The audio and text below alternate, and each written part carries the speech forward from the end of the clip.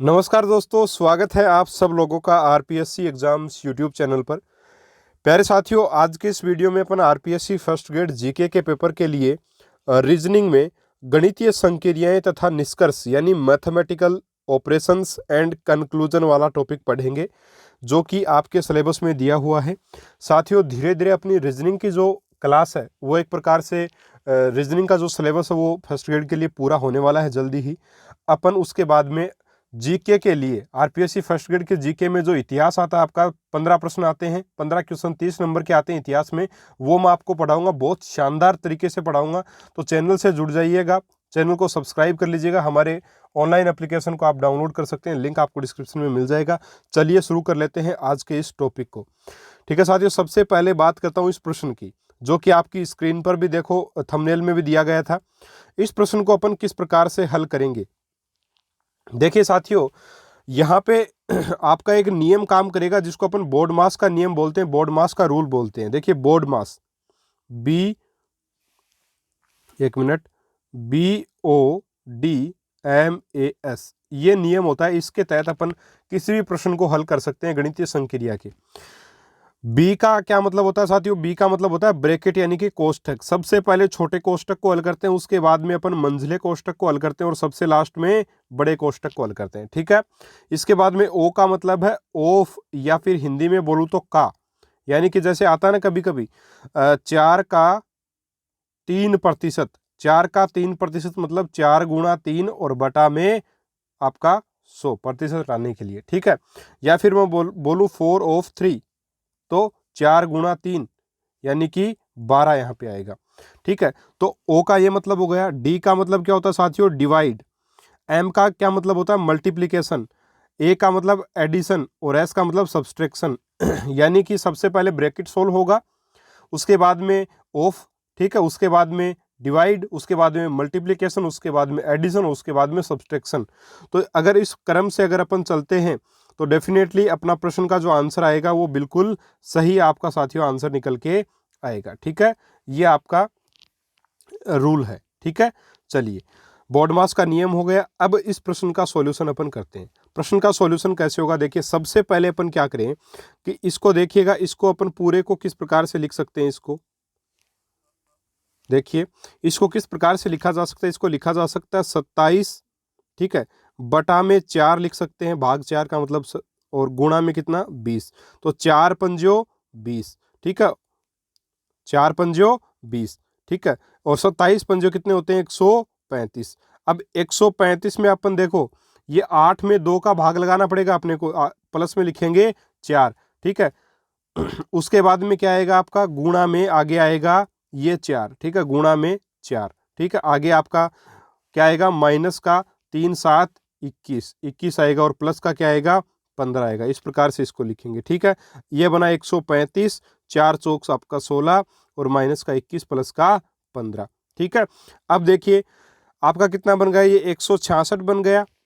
सभी को 135 और 15 आपका ये 150 और 16 166 हो गए। उसमें से आप 21 घटा दो तो कितना बनेगा? 145, 145। तो आपका आंसर आएगा 145। तो इस प्रकार से इन प्रश्नों को हल करेंगे। ठीक है साथियों, गणितीय संक्रियाओं के जो प्रश्न आप खुद भी कर सकते हैं, बट एक प्रकार से इनको मैं थोड़ा सा आपको तरीका बता देता हूँ किस प्रकार से अपने को हल करना। बाकी करना आपको ये टाइम इसमें लगेगा इन प्रश्नों में थोड़ा सा। ये देखिए, प्रश्न ऐसे भी आ सकता है, यदि माइनस का अर्थ है गुणा, गुणा का अर्थ है प्लस, प्लस का अर्थ है भाग, भाग का अर्थ है माइनस, तब 40 गुणा 12 प्लस 3 माइनस 6 भाग 60 का मान क्या होगा? तो आपको क्या करना है? देखिए, 40 का जगह 40 लिख लीजिए। गुणा का क्या अर्थ है? गुणा का अर्थ है प्लस, तो यहाँ गुणा की जगह प्लस कर दिया। गुणा की जगह क्या कर दिया मैंने साथियों? प्लस कर दिया। गुणा की जगह मैंने कर दिया प्लस, प्लस का 12। ठीक है, उसके बाद में आपका देखिए यहाँ पे 12 हो गया। उसके बाद में देखिए प्लस का क्या अर्थ है? प्लस का अर्थ है साथियों भाग। प्लस का अर्थ क्या है? भाग दे रखा है, तो भाग आ गया 3। ठीक है, इसके बाद में माइनस का अर्थ है साथियों, माइनस का अर्थ है गुणा। माइनस का क्या अर्थ है? गुणा। माइनस का अर्थ है गुणा, तो गुणा कर दिया 6। और भाग का क्या अर्थ है? भाग का अर्थ है माइनस, माइनस कर दिया 60। ठीक है, माइनस कर दिया 60। अब कितना है? देखिए 40 का 40 प्लस 12 में 3 का भाग लगाएंगे, सबसे पहले भाग होता है बोर्डमास के नियम से, तो 4 आएगा, और फिर गुणा करेंगे 6 से और माइनस का 60। 40 प्लस 6 चौक 24 माइनस 60। 40 और 24 कितने हो गए आपके? 64 हो गए। 64 में से अपन 60 घटा देंगे, ठीक है। 64 में से कितने घटा देंगे? 60 घटा देंगे, ठीक है। 6 चौक 24 होगा, 64 होगा, 60 घटा देंगे, कितना आएगा? आपका आंसर आ जाएगा 4, ठीक है। इस प्रकार से इस प्रश्न को साथियों अपन बड़े आराम से कर सकते हैं, ठीक है। चलिए अगला आपका प्रश्न है प्रश्न नंबर 3। यदि प्लस का अर्थ है भाग, भाग का अर्थ है माइनस और माइनस का अर्थ है गुणा, ठीक है। माइनस का क्या अर्थ है? गुणा है, और गुणा का अर्थ है प्लस, तो 36 गुणा 12 प्लस 3 भाग 5 माइनस 2 का मान क्या होगा?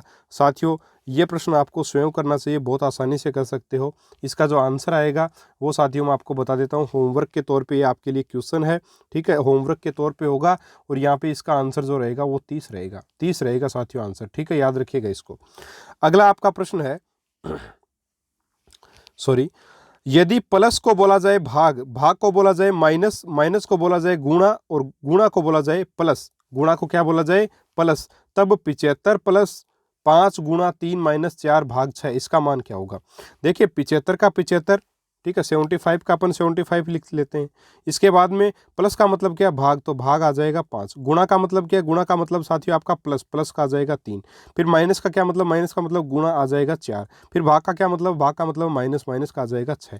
तो 75 में अपन भाग लगाएंगे किसका? 75 में भाग लगाएंगे साथियों 5 का, तो 15 आएगा, और जोड़ 4 3 कितने होते हैं? 12 और माइनस 6, ठीक है। 12 माइनस 6, 15 और 12, ठीक है। उसमें से 6 घटा देंगे तो कितने आ जाएंगे आपके? 21। तो आपका आंसर कितना आएगा? 21 आएगा। इस प्रकार से इस प्रश्न को जवाब अपन कर सकते हैं। चलिए अगला आपका प्रश्न, यदि प्लस का अर्थ है भाग, भाग का माइनस का अर्थ है बराबर, गुणा का अर्थ है प्लस, भाग का अर्थ है ग्रेटर देन, ये किसका निशान है? ग्रेटर देन, से बड़ा, और बराबर का अर्थ है लेस देन यानी से छोटा। और देखिए ग्रेटर देन का अर्थ है गुणा, और लेस देन का अर्थ है, लेस देन का क्या अर्थ दे रखा है साथियों? लेस देन का अर्थ दे रखा है माइनस है। तब सत्य कथन कौन सा है? तो साथियों यहाँ पे जितने भी ये आपको ऑप्शन दिए गए हैं सबको चेक करना पड़ेगा आपको, और जो सही संतुलित होता है वो ऑप्शन आपको चुनना पड़ेगा। जैसे यहाँ पे आपका आंसर ऑप्शन नंबर 2 से आएगा। कैसे आएगा? देखिए सभी में आपको चेक करना है, बट मैं सीधा बता रहा हूँ आपको, 2 आंसर आएगा। कैसे आएगा? देखिए 5, ठीक है। और इस ग्रेटर देन का अर्थ क्या दे रखा है? इस ग्रेटर देन का अर्थ आपको दे रखा है, ग्रेटर देन का अर्थ दे रखा है, सॉरी लेस देन का, जो माफी चाहूंगा, ग्रेटर देन ही है, ठीक है। ग्रेटर देन, ग्रेटर देन का अर्थ क्या दे रखा है? गुणा, तो यहाँ पे गुणा आ जाएगा, ठीक है, और 2 आ जाएगा आगे। फिर गुणा का अर्थ क्या दे रखा है? गुणा का अर्थ है, गुणा का अर्थ है प्लस, तो प्लस आ जाएगा गुणा की जगह, फिर आ जाएगा 1। अब माइनस का क्या अर्थ दे रखा है? माइनस का अर्थ दे रखा है बराबर, बराबर आ गया, 3 का 3 आ गया। ग्रेटर देन का फिर से गुणा अर्थ है, और 4 आ गया गुणा में। और लेस देन का क्या अर्थ है? लेस देन का अर्थ माइनस है, माइनस का आ गया 1। अब देखिए 5 दूनी 10, ये क्या बना? ये बना 5 दूनी 10, ठीक है, बराबर, सॉरी 5 दूनी 10, और 10 में 1 अपन ऐड करेंगे, यहाँ पे 1 प्लस का भी तो है, तो 5 दूनी 10 और 1 11, बराबर कितना है? 3 चौक 12 और माइनस 1 किया 11। तो बिल्कुल सही है। आपका जो ऑप्शन है, ऑप्शन नंबर 2, वो आपका सही उत्तर होगा। बाकी कोई भी प्रश्न में सही से आंसर आपका नहीं मिलेगा, आप किसी भी ऑप्शन को इसको चेक कर सकते हो, ठीक है साथियों, ये आप कर लीजिएगा। बाकी इस प्रश्न को इसी प्रकार से हल अपन करेंगे। अब देखिए अगला प्रश्न, यदि m गुणा को दर्शाता है, d भाग को दर्शाता है, a जोड़ को दर्शाता है तथा s माइनस को दर्शाता है, तब 25s 72 d 12 a 1 m 6 का मान क्या होगा? अब यहाँ पे आपको कुछ नहीं करना साथियों, कुछ नहीं करना। यहाँ पे s की जगह तो आपको क्या रख देना है? माइनस, d की जगह क्या रख देना है? भाग, a की जगह प्लस, और m की जगह क्या रख देना है? आपको गुणा रख देना है, और इसको हल करना है। इसका जो आंसर बनेगा वो 25 बनेगा, और ये आंसर आपको खुद को निकालना है साथियों। तो इस प्रकार के प्रश्न भी जो है वो एग्जाम में पूछे जा सकते हैं, ये भी आप होमवर्क के तौर पे मान सकते हैं, ठीक है। चलिए आगे बढ़ते हैं। अगला प्रश्न आपके सामने देखिए, इस प्रकार का प्रश्न भी आ सकता है, बहुत अच्छा प्रश्न है। इस गणितीय संक्रिया के टॉपिक में एक लेवल का प्रश्न, यानी कि फर्स्ट ग्रेड के लेवल से भी आप ज्यादा का प्रश्न इसको मान सकते हो। तो ये प्रश्न मैथमेटिकल ऑपरेशंस में से पूछा जा सकता है। ऐसा प्रश्न भी दिया क्या गया है? a प्लस बी आपको ग्रेटर देन दे रखा है c प्लस डी से, b प्लस c बराबर है 2c के, ठीक है। 1 मिनट, ब्रश ऑन कर लेते हैं। हाँ, यहाँ पे a प्लस बी आपका दे रखा है c प्लस डी के बराबर, ठीक है। ए प्लस बी आपका दे रखा है सी प्लस डी के बराबर, बी प्लस ई बराबर 2c के दे रखा है। इसके बाद में c प्लस डी, देखिए c प्लस डी यहाँ भी है और यहाँ भी है, c प्लस डी बड़ा है b प्लस ई से, तब निश्चित रूप से सत्य कथन आपको बताना है। अब देखिए इस प्रश्न को कैसे करेंगे, इन दोनों की सबसे पहले तुलना करेंगे, इन दोनों की, क्यों? क्योंकि दोनों जगह c प्लस डी आपका दिया गया है, दोनों जगह c प्लस डी दिया गया है, इसलिए इन दोनों की साथियों तुलना अपन निश्चित रूप से करेंगे। चलिए तुलना करते हैं। तुलना करने पर क्या होगा देखिएगा, तुलना करने पर क्या होगा, देखिए आपको ये दिया हुआ है, यहाँ पर क्या दिया हुआ है, आपको दिया हुआ है जो आपका a प्लस बी है वो ग्रेटर देन है c प्लस डी से, और c plus D greater than किससे है, c प्लस डी बड़ा है किससे, b प्लस ई से, ठीक है, b प्लस ई से, और b प्लस ई किसके बराबर है, 2c के, यानी कि इनको अपन ने एक समीकरण के रूप में इस प्रकार से लिख लिया, समीकरण के रूप में इस प्रकार से अपन ने लिख लिया साथियों। अब निश्चित रूप से सत्य कौन सा है, आप ऑप्शन देखो, a ग्रेटर देन है c, फिर है ए बी ग्रेटर देन है 2d, अपन 2d की तो बात ही नहीं कर रहे, 2c की बात कर रहे हैं। तो ए बी जो है, ए बी है वो बी ई से, ए बी बी ई से बड़ा है और बी ई किसके बराबर है, 2c के बराबर है, यानी कि अगर ए बी बी ई से बड़ा होगा तो A B definitely A plus B जो डेफिनेटली आपका 2c से भी बड़ा होगा, होगा कि नहीं होगा साथियों, 100% होगा, 100% ये बात सही है, इसलिए आपका आंसर ऑप्शन नंबर सी यहाँ पे होगा। सीधी सी बात है, इस प्रकार से अपन इन प्रश्नों को हल करेंगे। एक प्रश्न नंबर 8 है साथियों, वो मैं वीडियो के लास्ट में बताऊंगा, बहुत गजब का प्रश्न है और वीडियो के लास्ट में उसको देखेंगे, वो भी कुछ इसी प्रकार का प्रश्न, थोड़ा सा डिफिकल्ट है, उसको कैसे हल करेंगे वो भी मैं आपको समझाऊंगा। ठीक है, ये मेरे हिसाब से आपको समझ में आ गया होगा। ठीक है, अगर समझ में आ गया तो वीडियो को जरूर से जरूर लाइक करें, अपने दोस्तों के साथ शेयर करें। और साथियों मैं आपको यकीन दिलाना चाहता हूँ कि जैसे रीट में आपको शानदार मैटर दिया था, टॉपिक वाइज आपको जैसे जैसे टॉपिक दिए थे आपके रीट में, वैसे वैसे हर सब्जेक्ट के मैंने टॉपिक करवाए थे। उसी तरह आरपीएससी फर्स्ट ग्रेड के फर्स्ट पेपर के टॉपिक, एक एक टॉपिक को मैं शानदार प्रकार तरीके से आपको करवाऊंगा, बिल्कुल फ्री में साथियों आपको करवाने वाला हूं। हाँ, आपके जो मॉडल पेपर बाद में आएंगे, ई नोट्स जो मिलेंगे आपको वो पेड होंगे, बट ये वीडियोज़ आपके लिए फ्री रहेंगे साथियों। ठीक है, तो और शानदार मैटर दिया जाएगा आपको, ये नहीं कि किताबें पढ़ के आपको सुना दिया, ऐसा नहीं करूँगा, आपको बहुत अच्छा मैटर दिया जाएगा, डेफिनेटली इससे बाहर भी कुछ नहीं जाने वाला। ठीक है, तो विश्वास रखिए, पढ़ते रहिए, डेफिनेटली आपको फायदा होगा। चलिए प्रश्न नंबर 9 की बात कर लेते हैं, 8 को बाद में देखेंगे।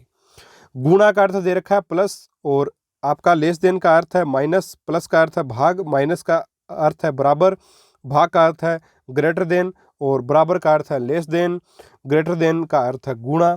तब यहाँ पे आपके सामने सही विकल्प को आपको चुनना है। 5 आपके सामने विकल्प हैं, ए बी सी डी और ई, कौन सा विकल्प सही है। तो ये जो प्रश्न है ये सेम आपका यहाँ पे जो क्वेश्चन दिया था, क्वेश्चन नंबर 5, इसकी तरह होगा साथियों, बिल्कुल सेम एज इट इज इसकी तरह होगा, आपको रख के चेक करना पड़ेगा।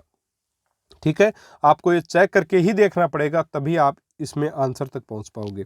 आप सी के ऑप्शन को एक बार चेक करके देखिए, सी का जो ऑप्शन है सी इसका सही उत्तर होगा। कैसे होगा देखिए, 5 ग्रेटर देन, देखिए साथियों मैं सभी को आपको सोल्व करके इसलिए नहीं बता रहा हूँ क्योंकि इसमें टाइम लगेगा ज़्यादा, और एग्जाम में आपको खुद को सोल्व करना है, और सबको पता है कि देखिए ग्रेटर देन की जगह क्या रखना है आपको, गुणा, तो गुणा रख दो, और बराबर गुणा में बाद में आ जाएगा 2, प्लस को क्या मानना है भाग, तो भाग कर दो 2।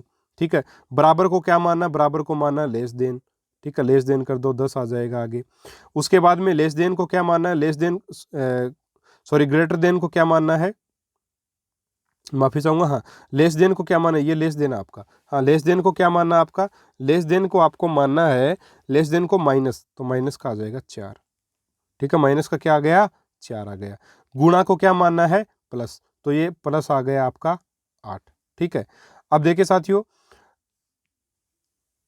ये तो आपका देखिए ग्रेटर देन होता है, ये ग्रेटर देन का साइन है से बड़ा, से बड़ा। ठीक है, और ये साइन होता है लेस देन का, से छोटा। ठीक है, से छोटा, इस प्रकार से साइन होते हैं। अगर आपको कन्फ्यूज़न है तो आप इनको थोड़ा सा नोट कर लीजिएगा। ठीक है साथियों, अब देखिए ये आपका इक्वेशन बन गया।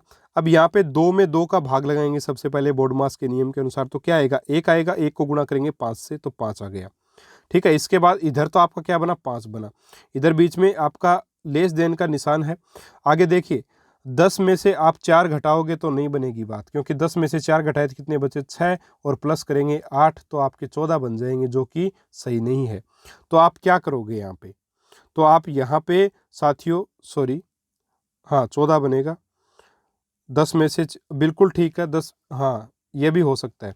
10 में से बिल्कुल बिल्कुल माफ़ी चाहूँगा, गलती हो गई इसमें, मैंने बराबर को देख लिया इधर ये, हाँ जी 10 में से आप 4 घटा सकते हो, लेकिन पहले अपन एडिशन करते हैं।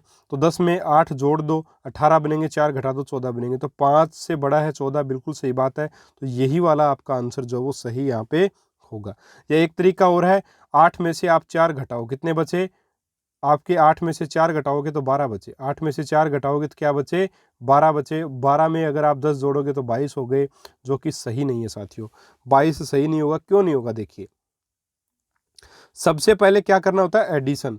तो ये जो 10 है ये प्लस का है, ये भी आपका क्या है प्लस का है 8, तो 10 और 8 18 हो गया, माइनस का 4 आप 14 बच जाएगा, ऐसे भी हो सकता है। या फिर देखिए 8 में से 8 में आप माइनस का 4 जोड़ो, अगर जोड़ना चाहते हो इनको, तो 8 में माइनस 4 जुड़ेगा तो आपका क्या बचेगा प्लस का 4, और 10 में प्लस 4 होगा तो फिर बनेगा 14। तो यहाँ पे 22 नहीं होगा, किसी भी कंडीशन में 14 ही आएगा, इसको ध्यान से समझ लीजिएगा, ठीक है। ये चीज़ आपको थोड़ा ध्यान देना है। ऑप्शन सी यहाँ पे आपका आंसर जो वो बनेगा, ठीक है साथियों। अगला आपका प्रश्न, प्रश्न नंबर 10।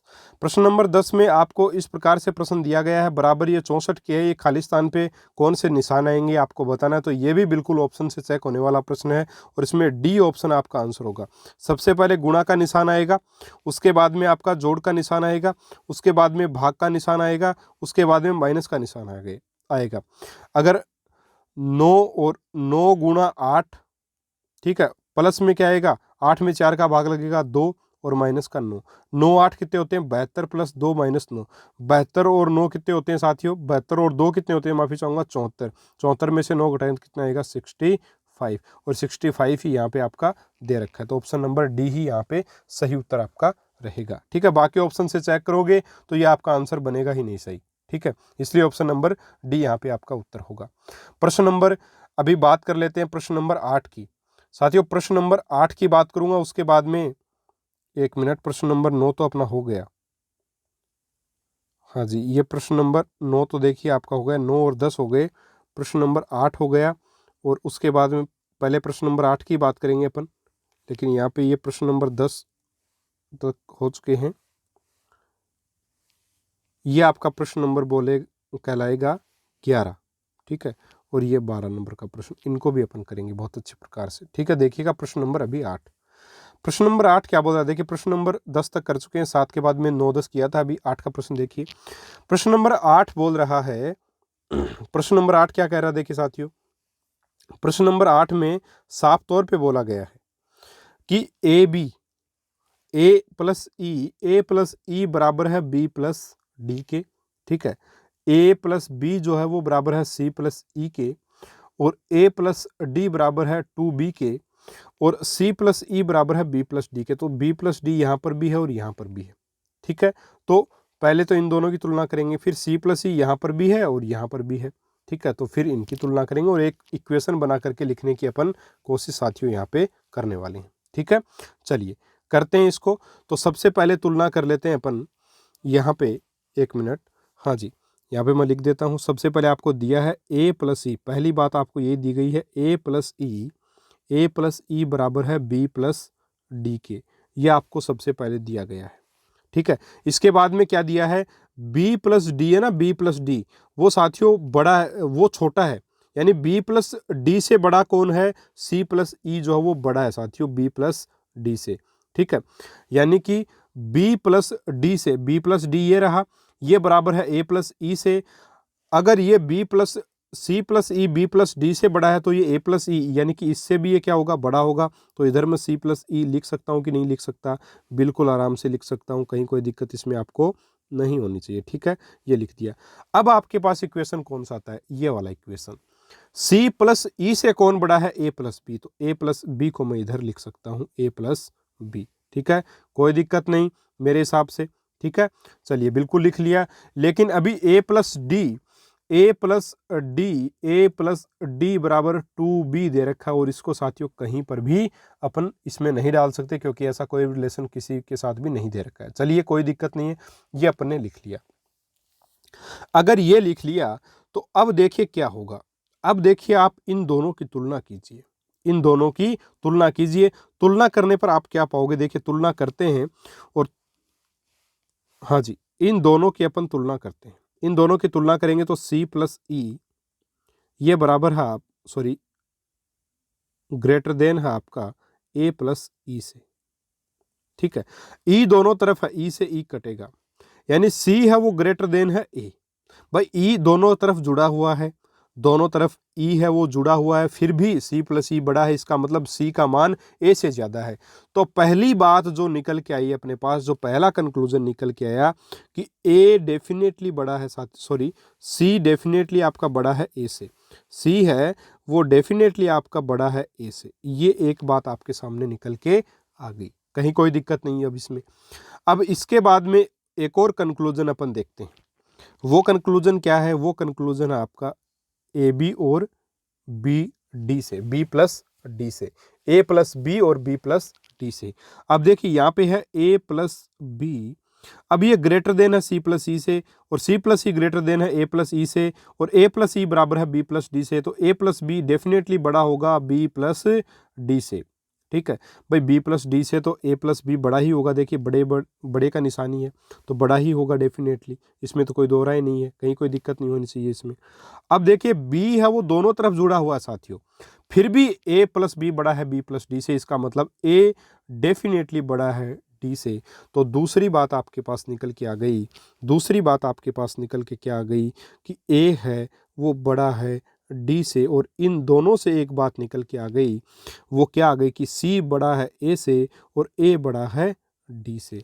डेफिनेटली लिख सकते हैं साथियों इस बात को, मेरे हिसाब से आप सभी एग्री इस चीज़ से करोगे। ठीक है, ये चीज़ इतनी आपको समझ में आ गई। अब देखिए जिस ऑप्शन में सी ए से बड़ा है वो तो ठीक है, जिसमें ए सी से बड़ा है, जैसे यहाँ पे ए बड़ा है बी से और बी बड़ा है सी से, यानी इसका मतलब हो गया ए है वो सी से बड़ा है, तो ये ऑप्शन तो बिल्कुल भी नहीं हो सकता साथियों, ये ऑप्शन तो बिल्कुल भी नहीं हो सकता।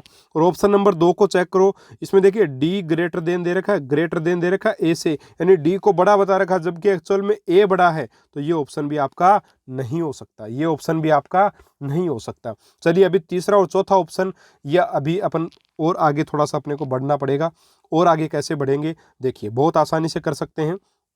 आपको एक यहाँ पे एक और चीज़ दे रखी है, क्या दे रखी है देखिए, ये वाली चीज़ आपको दे रखी है, यानी a प्लस डी बराबर आपको 2b दे रखा है। ठीक है, इससे आप कुछ इक्वेशंस बना सकते हैं। कैसे बना सकते हैं देखिए, अपने को क्या पता है कि a है वो बड़ा है d से, मैं कोई भी वैल्यू मान लेता हूं a की, मान लो मैंने वैल्यू मान ली 1 मान ली, a की वैल्यू मैंने कितनी मान ली, चलिए इसको थोड़ा दूसरे रंग से करते हैं, a की वैल्यू मैंने मान ली 1, तो d है अपन जानते हैं कि a जो है ना a वो बड़ा है d से, यानी कि d को तो अपने को छोटा ही लेना पड़ेगा। तो d को अगर मैं छोटा लेऊंगा साथियों तो 1 से छोटा क्या लूँगा, 0 ले लूँगा, d को 0 ले लिया। अब यहाँ से 1 प्लस 0 कितना बना, ये 1 बराबर 2b है, यानी b का मान कितना निकल के आया 1/2। ठीक है, b का मान 1/2 आया, यानी कि अपन प्राथमिक तौर पे क्या बोल सकते हैं, प्राथमिक तौर पे अपन बोल सकते हैं कि जो a है ना, जो a है साथियों वो क्या है, वो डेफिनेटली बड़ा होगा b से, और जो b है वो डेफिनेटली बड़ा होगा d से, क्योंकि d का मान 0 है, b का मान कितना है 1/2 आया है। ठीक है, तो b है वो d से तो बड़ा है लेकिन a से छोटा है, ये चीज़ अपन बोल सकते हैं। अभी इसको और पक्का कर लेते हैं। मैंने चलो क्या किया, मैंने a को चलो और कुछ मानते 10 मान लिया, 10 मान लिया, और मैंने d को 9 मान लिया, तो कितना बन गया मेरा 10 और 9, 10 और 9 कितने बन गए मेरे 19 बन गए। 2b बराबर मेरा आ गया 19, 2b बराबर मेरा आ गया 19, तो फिर b बराबर क्या आएगा 19/2, 19/2 का क्या मतलब 9.5, 9.5 यानी कि 9 सही 1/2, 9 सही 1/2 या फिर 9.5 एक ही बात है, तो 9.5 आया। अभी भी अपन क्या बोल सकते हैं, अभी भी अपन बोल सकते हैं कि 9.5 यानी कि जो b है वो a से तो डेफिनेटली छोटा होगा, यानी a तो अभी भी बड़ा है, और जो d है आपका वो अभी भी b से छोटा है, d ठीक है, तो ये बात बिल्कुल अब भी सही है। चलो एक बार और चेक कर लेते हैं, एक बार और चेक कर लेते हैं, एक बार और चेक करते हैं। चेक करने के लिए अपन क्या करते हैं, यहाँ पे ए का मान अपन 20 ले लेते हैं, ठीक है, और डी का मान में मान लीजिए मैंने मान लो 10 ले लिया, ठीक है, क्योंकि 20 से तो कम ही लेना पड़ेगा। चलो 19 ले लिया अपन ने, और क्या करेंगे। अब देखिए 20 और 19 कितने हो गए, 39 हो गए, और 2 बराबर है 2b के। b का मान कितना हो गया, देखिए 39/2 बराबर b। अब b का मान कितना आ गया, 19 दूनी होता है 38, 19.5 आ गया।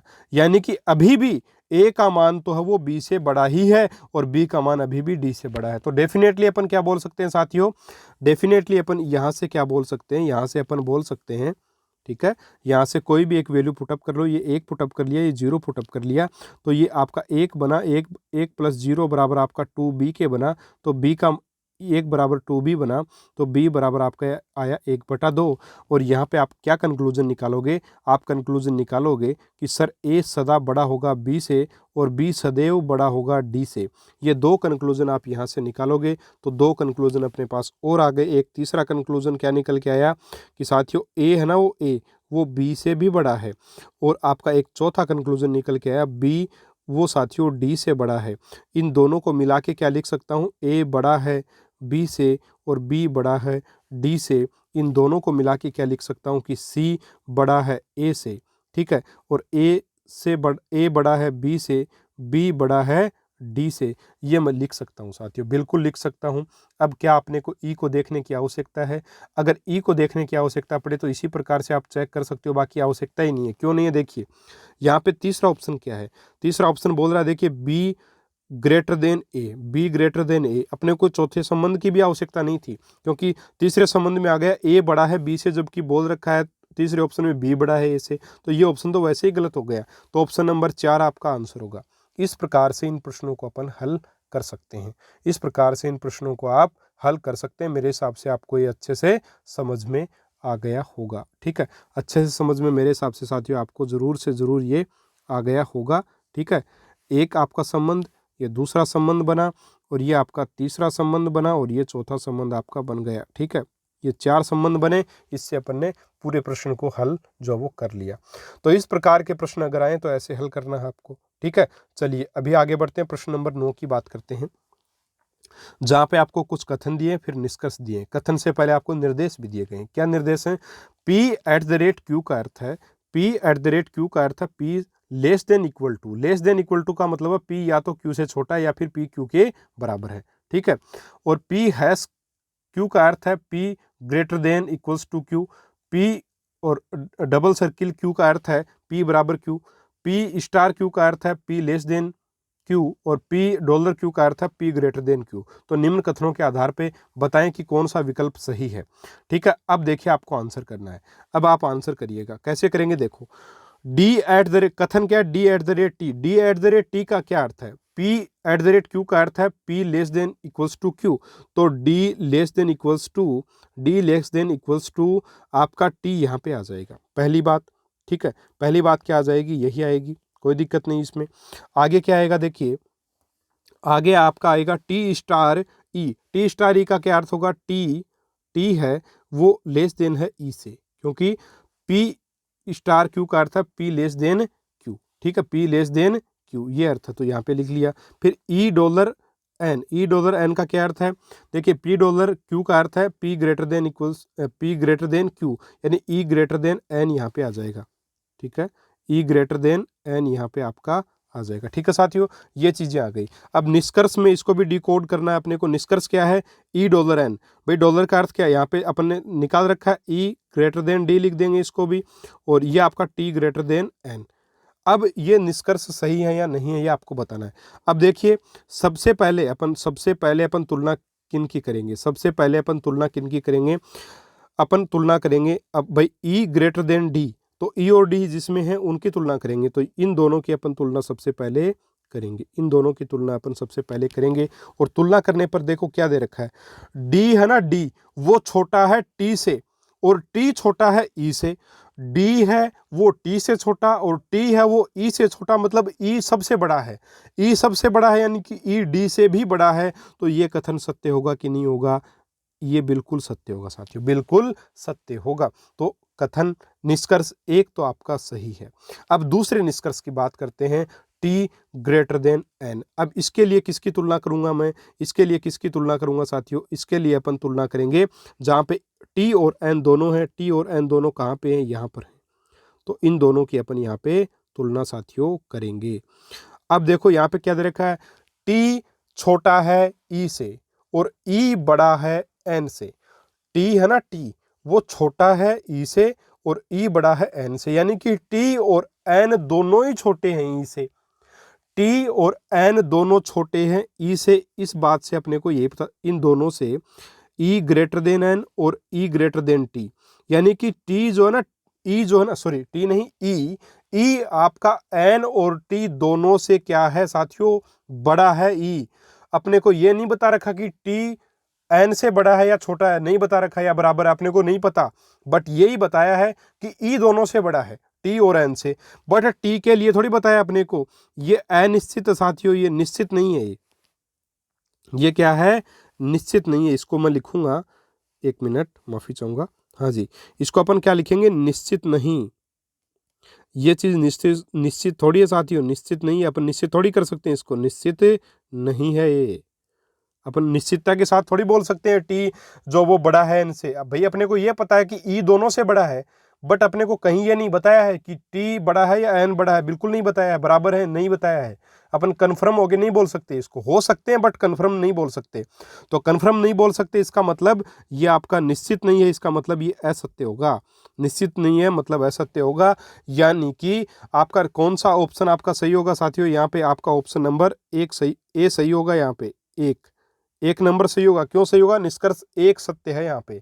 इसी प्रकार से प्रश्न नंबर 12 को भी करना है, ठीक है। सबसे पहले इस प्रश्न को भी अपन क्या करेंगे, डिकोड करेंगे। डिकोड करने के लिए देखिए एच स्टार एफ, अब देखिए एच स्टार एफ तो पी स्टार क्यू को लिखा है पी लेस देन क्यू, तो एच लेस देन एफ। देखिए पी स्टार क्यू का है पी लेस देन क्यू, तो एच लेस देन एफ आ जाएगा, ठीक है, ये लिख दिया अपन ने।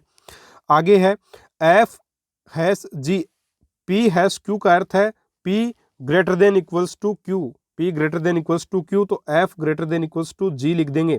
और g at the rate q का अर्थ है, भाई एट द रेट का अर्थ क्या, लेस देन, यहाँ पे सबसे पहले दे रखा है, सबसे पहले यही दे रखा है, ठीक है, सबसे पहले यही दे रखा है, p less than equals to q, तो g less than equals to q, ये आ जाएगा।